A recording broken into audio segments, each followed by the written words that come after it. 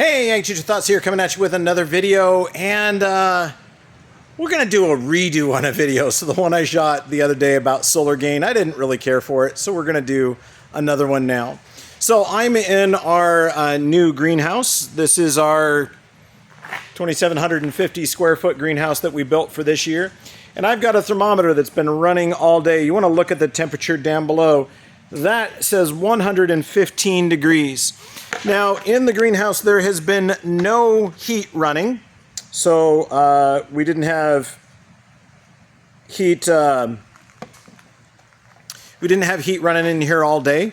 We're just using the power of the sun. Now, the sun comes through our double layer of poly, which is our roof covering, and it bounces in, it strikes things here in the greenhouse, and it heats them up.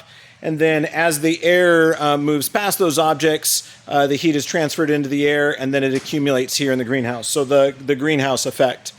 What it really is, it's something called solar gain. So it's the temperature that a greenhouse can gain by having sunlight on it throughout the day. It's basically free heat. And here in the greenhouse, we do have an asphalt floor, since this was an old tennis court that had asphalt on it. And that floor collects that heat and allows it to build up, and then it radiates back out into the air. Now, this greenhouse is able to heat up, quite significantly. 115 degrees is pretty decent. And it should maintain that temperature well into the afternoon. I had the doors propped open, but I had some folks that came in here to do some work for me briefly, and they shut the doors, so that allowed the heat to build up. But most greenhouses will do this as long as you have a well-insulated roof and walls, and you've got all your air gaps sealed up. They'll get over 100 degrees. I think the highest I've ever been in a greenhouse was 135, and that's because that's as high as the thermometer went. It was probably hotter than that. And your baskets, they'll handle the heat as long as they're watered and they have moisture, and you don't open the doors and try to cool the temperature off real quick.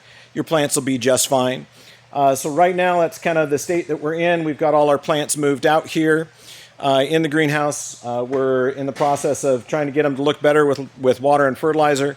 But this is where they're going to stay. Our little 200 square foot greenhouse was just too tiny to keep them in here. So I'll give you a sneak peek. Lots of issues this year. Baskets aren't quite where I would like to see them. We don't quite have the quantity that I wanted, but we're gonna just make it through this year and try to fix everything else for next year.